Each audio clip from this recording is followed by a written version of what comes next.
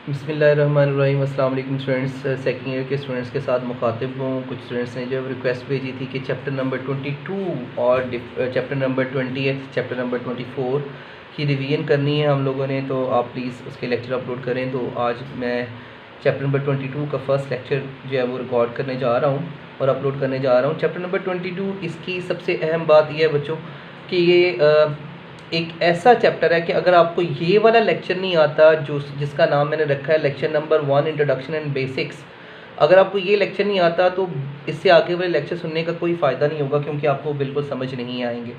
तो ये लेक्चर इतना इम्पॉर्टेंट है, तो आप लोगों ने कॉन्सेंट्रेट करना है बातों के ऊपर जो बातें आप लोगों से कही जाएंगी, ठीक है। ये तकरीबन 14 पॉइंट्स है। अगर आपको 14 पॉइंट्स आती है पूरा चैप्टर आपको ईजी लगेगा, लेकिन अगर आपको ये 14 पॉइंट्स में से एक पॉइंट भी आप उसमें जो गड़बड़ करते हैं तो आपको ये पूरा चैप्टर जो है डिफ़िकल्ट लगेगा। वैसे अदरवाइज़ ये आसान चैप्टर है, इतना मुश्किल नहीं है।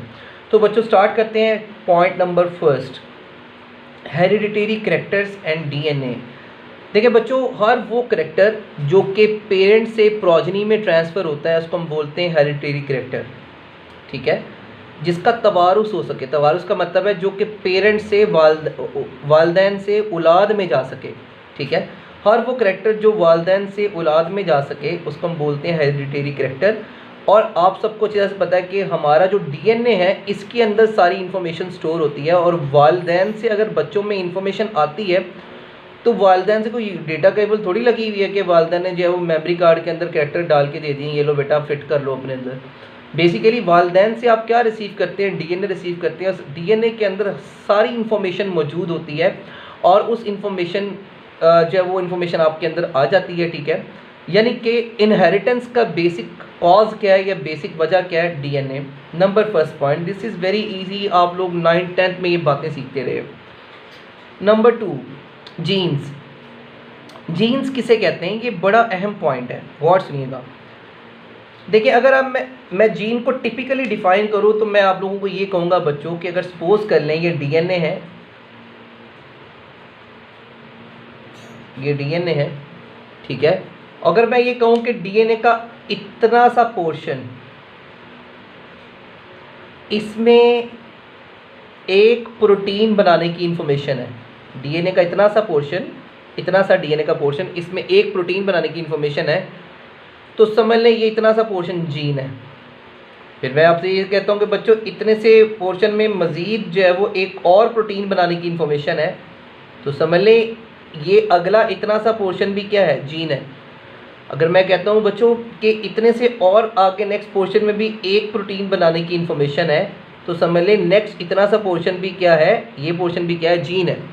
ये जीन की एक टेक्निकल बायोलॉजिकल डेफिनेशन है कि डीएनए का वो छोटे से छोटा हिस्सा जो कि एक प्रोटीन बनाने की इंफॉर्मेशन रखता है उसको हम बोलते हैं जीन। आप कहेंगे सर हम लोगों ने तो कुछ और ही सुना हुआ है जीन के हवाले से। आप लोगों ने जो सुना है वो मैं आप लोगों से बात करने लगा हूँ। देखिए बच्चों, जीन प्रोटीन बनाते हैं और प्रोटीन से आपके करैक्टर बिल्डअप होते हैं, यानी कि आपकी खसूसियात बिल्डअप होती हैं। कैसे, बताता हूँ। देखें, आपने पेरेंट से जीन लिए, उन जीन्स के मुताबिक प्रोटीन बनी और उन प्रोटीन्स के मुताबिक आपका करैक्टर बना। जैसे कि skin colour is a character, जिस तरह की प्रोटीन होगी वैसा स्किन कलर होगा, ठीक है। जिस तरह की आई कलर इज़ अ करैक्टर, जिस तरह की प्रोटीन होगी उस तरह का आई कलर होगा।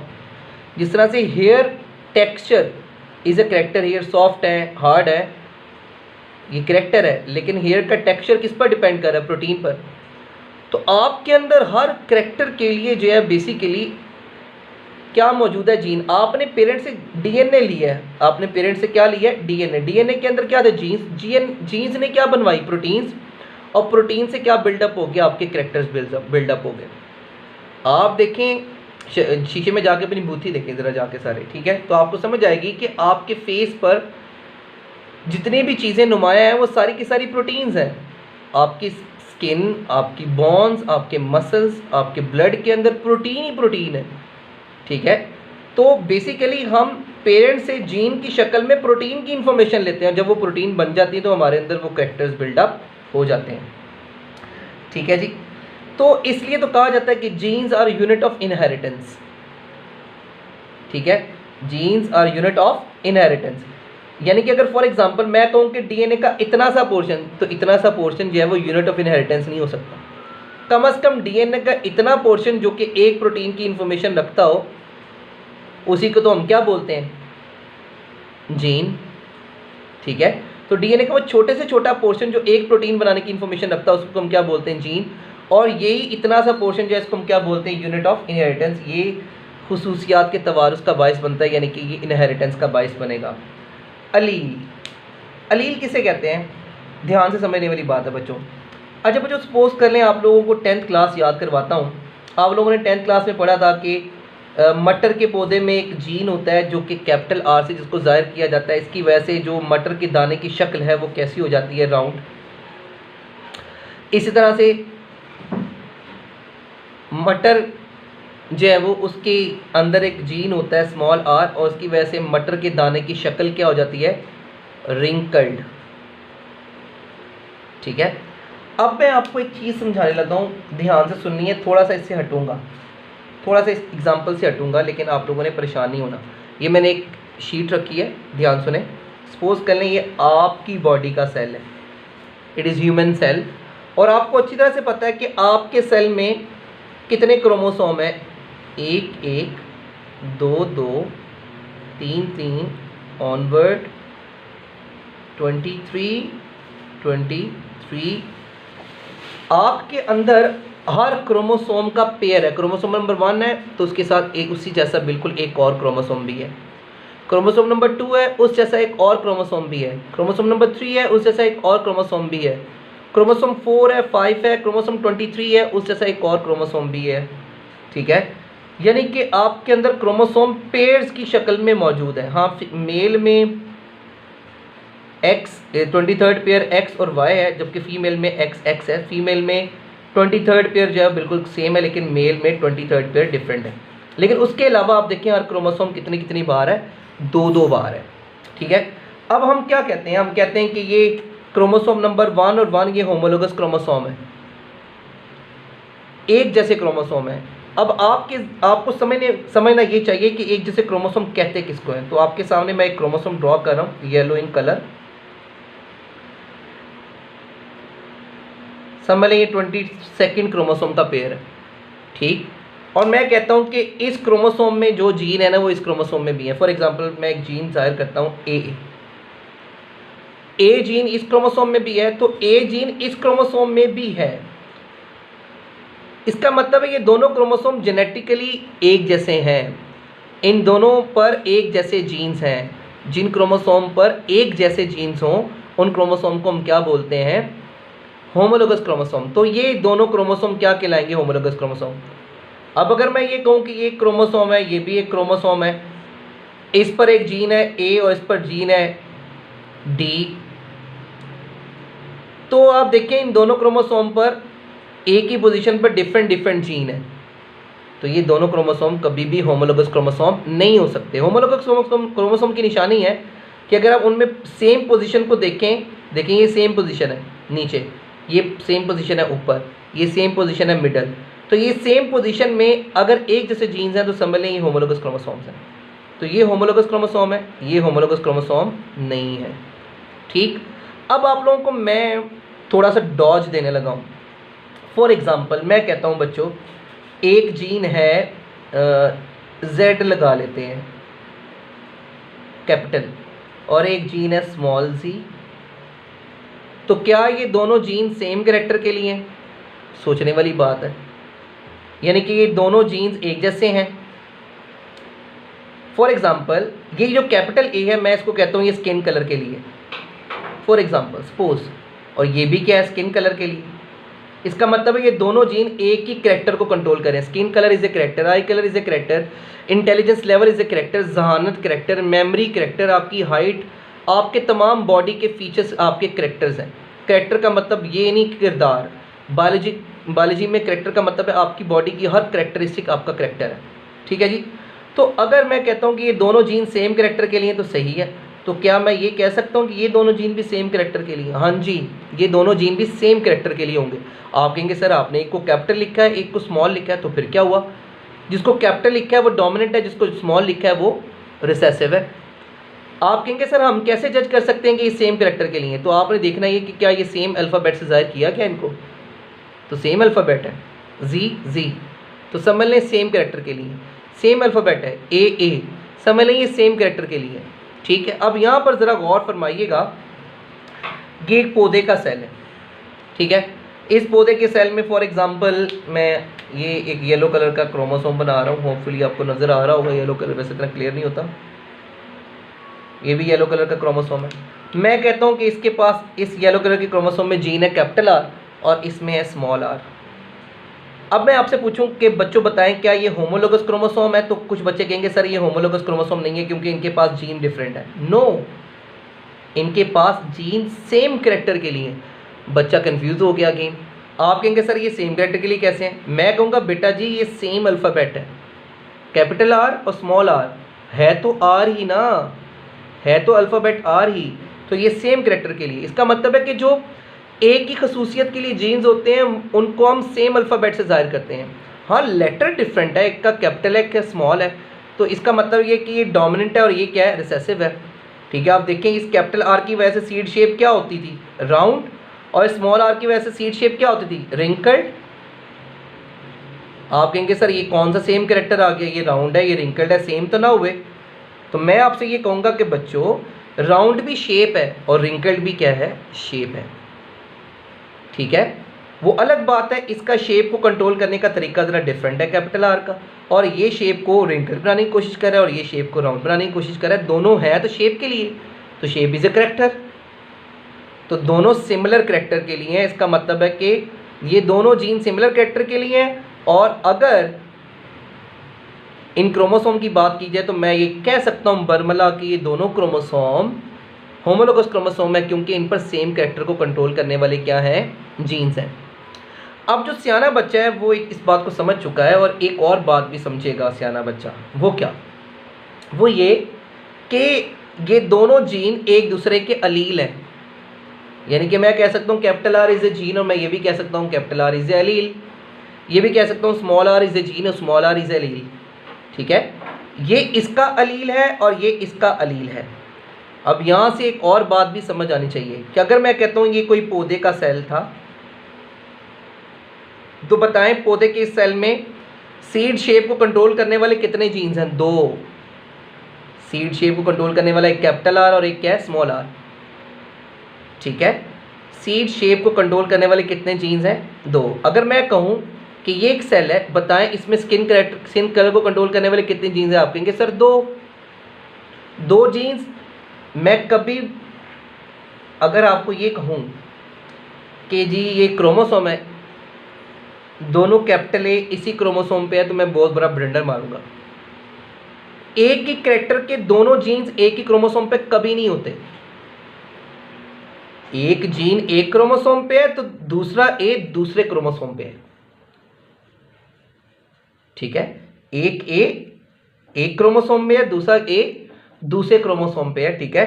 और ऐसा कभी भी नहीं होगा, सिंगल ए होगा एक क्रोमोसोम पर, दूसरा ए होगा तो वो दूसरे क्रोमोसोम पे होगा, यानी कि दूसरे होमोलोगस क्रोमोसोम पर होगा, ठीक है। तो याद रखें कि एक कैरेक्टर के लिए 2 जीन्स होते हैं, एक जीन एक क्रोमोसोम पर, दूसरा जीन दूसरे क्रोमोसोम पर, और जिन क्रोमोसोम पर सेम जीन्स होते हैं उन क्रोमोसोम को हम क्या बोलते हैं, होमोलोगस क्रोमोसोम, ठीक है। अगर फॉर एग्जांपल आपके सामने मैं ये लिखूं ए और मैं कहूं कि एक सेल है इसमें 2 जीन है ए, बताएं कि सेल डिप्लॉयड है या हैप्लॉयड? आप कहेंगे सेल है सर, जीन को देख के हम कैसे बता सकते हैं कि डिप्लॉयड है हैप्लॉयड है? जीन को देख के तो कभी भी नहीं बताया जा सकता। आप बिल्कुल सही कह रहे हैं। देखिए बच्चों 2 जीन का मतलब क्या है, ये देखें 1 से लेकर 23 तक क्रोमोसोम है, बिल्कुल है। 1 से लेकर 23 तक क्रोमोसोम है, बिल्कुल है। ये एक सेट है क्रोमोसोम का, इसको हम किससे ज़ाहिर करते हैं, एन। और ये दूसरा सेट है क्रोमोसोम का 1 से लेकर 23 तक, इसको भी हम किससे ज़ाहिर करते हैं, एन से, ठीक है। और ये n प्लस एन कितना हो गया, 2n। n प्लस एन कितना हो गया, 2n। और इसका मतलब क्या है, ये डिप्लॉयड नंबर ऑफ क्रोमोसोम है और ये डिप्लॉयड सेल है, बिल्कुल। जो डिप्लॉयड सेल होगा उसमें हर कैरेक्टर के लिए 2 जीन होंगे, ठीक है। ये देखें ये ए इस 22वें क्रोमोसोम पे है और ये वाला ए जीन इस 22वें क्रोमोसोम पे। ये 22वां क्रोमोसोम मैंने बनाया था ना अपनी तरफ से, ठीक। अगर मैं आपके सामने एक सेल ड्रॉ करूं, ये देखिए 1 2 3 और ये क्रोमोसोम है और ये 23, तो समझ लें ये 1 से लेकर 23 तक क्रोमोसोम का एक सेट है। तो ये 22वें क्रोमोसोम पर एक ए मौजूद है, ये लें। और ये हैप्लॉइड सेल है। क्यों हैप्लॉइड सेल है? क्योंकि इसमें एक सेट है क्रोमोसोम का, और चूंकि इसमें एक सेट है क्रोमोसोम का तो इसमें ये ए को हमने कहा क्या कहा था, स्किन कलर के लिए जीन। तो इस हैप्लॉइड सेल में स्किन कलर के लिए एक जीन है, इस डिप्लॉइड सेल में स्किन कलर के लिए 2 जीन है। इसका मतलब है डिप्लॉइड सेल में हर कैरेक्टर के लिए कितने जीन होंगे? 2-2, ठीक है। जैसे कि ये देखें जी, ठीक है, लेकिन हैप्लॉइड सेल में हर कैरेक्टर के लिए एक जीन होगा। और यहां पर आप ज़हन नशीन कर लें, अगर आपके पास हर कैरेक्टर के लिए 2 जीन है तो वो अलग अलग होमोलोगस क्रोमोसोम पर है। एक ए इस पर है, एक ए इस पर है। कभी भी ये ब्लंडर नहीं मानना कि एक ही क्रोमोसोम पर दोनों ए लिख दिए आपने, ठीक है। और अगर मैं आप लोगों से ये कहूं कि डिप्लॉयड सेल में हर कैरेक्टर के लिए 2 जीन है तो मान लें। अगर मैं ये कहूं कि हैप्लॉयड सेल में हर कैरेक्टर के लिए एक जीन है तो समझ लें ये भी दुरुस्त है। और अगर मैं कहूं कि ये ए इसका अलील है, ये ए इसका अलील है तो सही है। ये मैं कहूं कि ये कैपिटल जी इसका अलील है, ये स्मॉल जी इसका अलील है तो सही है, ठीक है। और ये अलील किसे कहते हैं? ऑल्टरनेटिव फॉर्म ऑफ जीन, यानी कि कैपिटल जी यहां पर क्या है? स्मॉल जी, इसका मतलब स्मॉल जी इसका अल्टरनेटिव है। यहां पर कैपिटल जी की जगह स्मॉल जी लग गया, इसलिए स्मॉल जी क्या है? ऑल्टरनेटिव किसका? कैपिटल जी का। इसलिए हमको क्या बोलते हैं? ऑल्टरनेटिव फॉर्म ऑफ जीन, की जीन की मुतबादिल शक्ल है, ये कैपिटल जी की मुतबादिल शक्ल है, ठीक है। तो यहाँ पर अब आपको काफ़ी पॉइंट्स आपके क्लियर हो गए हैं, पता है आपको। अभी आप देखेंगे तो आपको थोड़ी सी खुशी भी होगी। नंबर फर्स्ट भी हो गया, जीन भी हो गया, अलील भी हो गया। ये देखें कैपिटल आर और स्मॉल आर एक से क्या होंगे? अलील। जिसको ये नहीं पता था कि ये दोनों सेम कैरेक्टर के लिए, यहाँ पर कोई देखेगा तो वो कहेगा कि डिफरेंट कैरेक्टर के लिए, लेकिन जिसे पॉइंट सुन लिया उसको समझ आ गई कि नहीं सर ये सेम कैरेक्टर के लिए, क्योंकि राउंड भी शेप है और रिंकल्ड भी क्या है? शेप है। होमोलोगस क्रोमोसोम मैंने बता दिया, ऐसे क्रोमोसोम जिन पर सेम कैरेक्टर को कंट्रोल करने वाले क्या हो? जीन्स हो। ट्रेट किसे कहते हैं? हर कैरेक्टर को ट्रेट बोलते हैं। आपका आई कलर आपका ट्रेट, आपका स्किन कलर आपका ट्रेट, आपकी जहानत आपका ट्रेट, आपकी हाइट आपका ट्रेट, आपका ब्लड ग्रुप आपका trait. 2 genes for 1 character in diploid organism. ये बात मैंने यहां पर अभी आपको क्लियर कर दी कि अगर डिप्लॉयड सेल होगा तो उसमें हर कैरेक्टर के लिए कितने जीन होंगे? 2 जीन। और अगर हैप्लॉयड सेल होगा उसमें हर कैरेक्टर के लिए कितना जीन होगा? 1 जीन, ठीक है। और यहां पर एक और बात मैं आप वाज़िया कर दूं कि अगर ये शख्स है डिप्लॉयड, इसमें ये इंसानी सेल है, तो इसमें ये 1 से लेकर 23 तक क्रोमोसोम ये इसने हो सकता है किससे लिए हों? फादर से। और ये 1 से लेकर 23 क्रोमोसोम ये किससे लिए? इसने मदर से। यानी कि फादर से आधे क्रोमोसोम इसने लिए, एक सेट फादर से लिया और एक सेट मदर से लिया।